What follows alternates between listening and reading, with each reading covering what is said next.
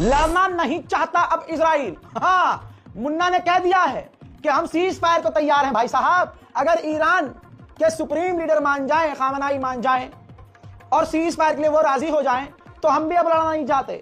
अब दुनिया के सामने तो कह रहा है कि भाई हमारा तो मकसद पूरा हो गया, ये इसलिए हम अपनी, लेकिन दुनिया ये देख रही है कि इजराइल की उल्टी गिनती बहुत पहले से शुरू हो चुकी है और इजराइल इस बार गलत देश से अटक गया है और मोटा नुकसान हुआ है, जबरदस्त नुकसान हुआ है और इजराइल और अमेरिका का दुनिया में विरोध हो रहा है। यहूदी अपनी जमीन को छोड़कर फरार हो चुके हैं। ऐसे में अब नेतन्याहू कह रहा है कि हम सीज फायर को तैयार हैं। एनपीटी और इंटरनेशनल लॉ, ये दोनों अंतरराष्ट्रीय संगठन, समझ लीजिए, आसान कर देता हूं आपके लिए।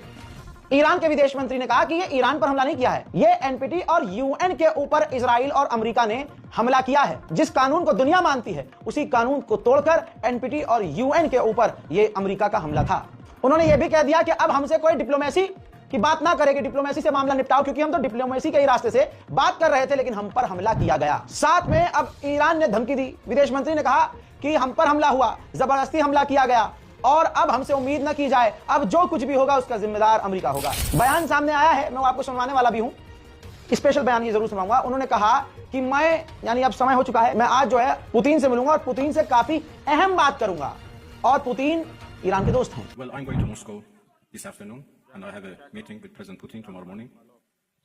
Russia is a friend of Iran and we enjoy a strategic partnership and we always consult with each other and coordinate our positions.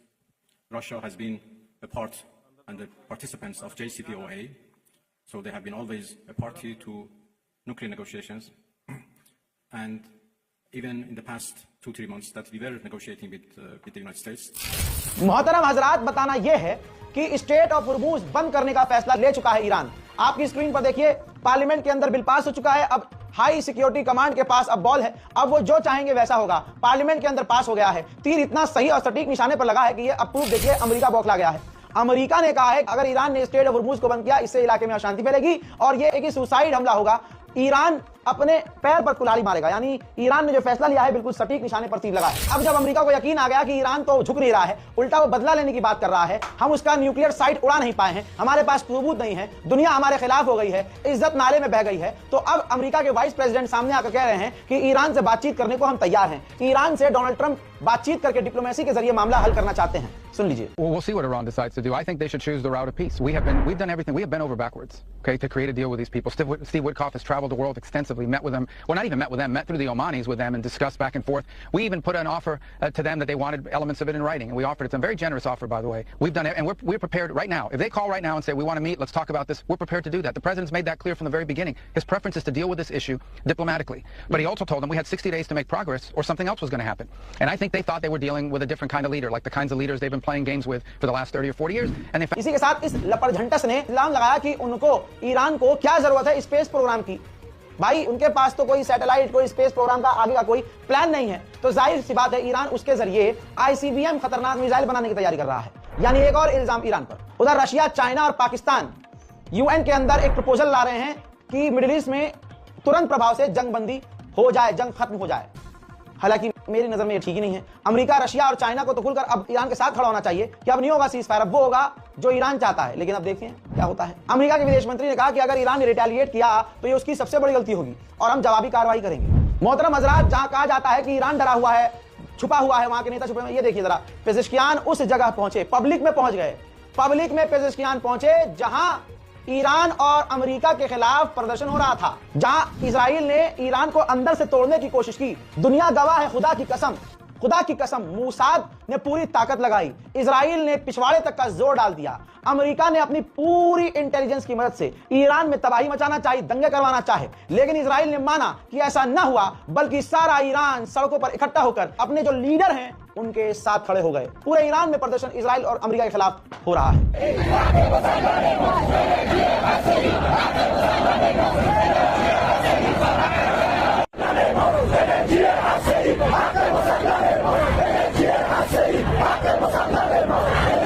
हमले के बाद ये कुछ तस्वीरें हैं बैतुल मुकद्दस की दीवार पर जाकर नेतन्याहू यहूदियों का दिल जीतने के लिए, क्योंकि नेतन्याहू के खिलाफ भी यहूदी बहुत गुस्से में हैं, तो अब ये धर्म का चोला पहनकर बैतुल मुकद्दस की दीवार पर चला गया। उधर ईरानियों का साफ कहना है कि हमें स्टेट ऑफ हुर्मुज़ बंद कर देना चाहिए और इजराइल का जो न्यूक्लियर प्लांट है डिमोना, उस पर हमला करना चाहिए। حداقل ترین کاری که میشه کرد پایگاهاشون رو بزنیم تو کشورهای اطرافمون که دارن. تنگه هرمز ما میتونیم ببندیم دیگه الان برای جلوی آمریکایی‌ها دیگه. بعدش هم پایگاه هسته‌ای دیمونا رو اونا رو میتونیم بزنیم. الان با این وضعیتی که پیش آورد آمریکا و این همه دم از صلح جهانی میزد، الان دیگه ما راحت میتونیم پایگاهشون رو بزنیم. تنگه هرمز رو ببندیم که کل دنیا به خودش بیاد با چه کشوری در افتاده. تنگه هرمز رو بزنیم و ببندیم و دهنشون رو سرویس کنیم دیگه. با این کار اقتصادشون به هم میریزه. ان شاء الله اون 5000 تا سربازی که توی پایگاه آمریکا هستن و همشون رو با تابوت میفرستیم آمریکا. سازمان ملل باید این حمله رو محکوم کنه و اینکه ما هم میتونیم تنگه هرمز رو अमेरिका के वाइस प्रेसिडेंट ने कहा कि अब जो हमने हमला किया 24 घंटे पहले ईरान मजबूत था, उसकी न्यूक्लियर फैसिलिटी काफी मजबूत थी, लेकिन हमारे हमले के बाद ईरान बहुत पीछे हो गया है। जरा दुनिया अपनी खोपड़ी पर ध्यान दे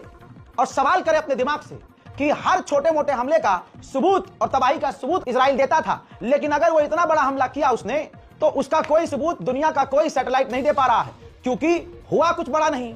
जंगल में मोर नाचा, भैया मुझे बताओ किसने देखा? अबे किसी ने नहीं देखा। बस अमेरिका ने ऐलान कर दिया, ट्रंप ने ऐलान कर दिया, हमने जी तबाही मचा दी, हमने ये कर दिया, हमने वो कर दिया, ईरान 10 साल पीछे हो गया। अगर ईरान बहुत ज्यादा पीछे हो गया तो काहे तड़प रहे हो, फड़फड़ा रहे हो? छोड़ो, ईरान जो कर रहा है करने दो। वाइस प्रेसिडेंट जो अमेरिका के हैं वो कह रहे हैं कि ईरान से हमारी जंग नहीं है, ईरान का जो न्यूक्लियर प्लांट था हमारी उससे जंग थी। Our initial assessment, as the chairman said, is that all of our precision munitions struck where we wanted them to strike and had the desired effect, which means especially in Fordo, which was the primary target here, we believe we achieved destruction of capabilities there.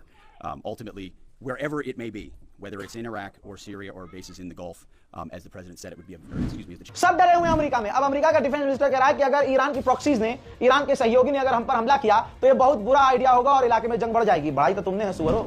अमेरिकी top official commander बार बार आके बयान दे रहे हैं, हमने ये कर दिया, हमने वो कर दिया, हमने मिडनाइट हैमर इसका ऑपरेशन का नाम रखा था, जो कामयाब हुआ और हमने ईरान की न्यूक्लियर फैसिलिटीज को तबाह कर दिया। सबूत है ही नहीं, बस आके बकैती करके जा रहे हैं। अमेरिका के प्रवक्ताओं ने कहा, कमांडरों ने कहा कि हम जंग नहीं चाहते, लेकिन अगर हम पर हमला होता है तो अपने लोगों को और अपने इंटरेस्ट को बचाने के लिए लड़ेंगे। दोस्तों, ये जो अमेरिका ने हमला किया उसका पूरा जत्था सामने आ गया है, पूरी प्लानिंग सामने आई है। ये देखिए, इसमें आपको देखिए, ये जो आपको फाइटर जेट आगे दिख रहे हैं, ये 4 F-35 फाइटर जेट बॉम्बर के आगे हैं।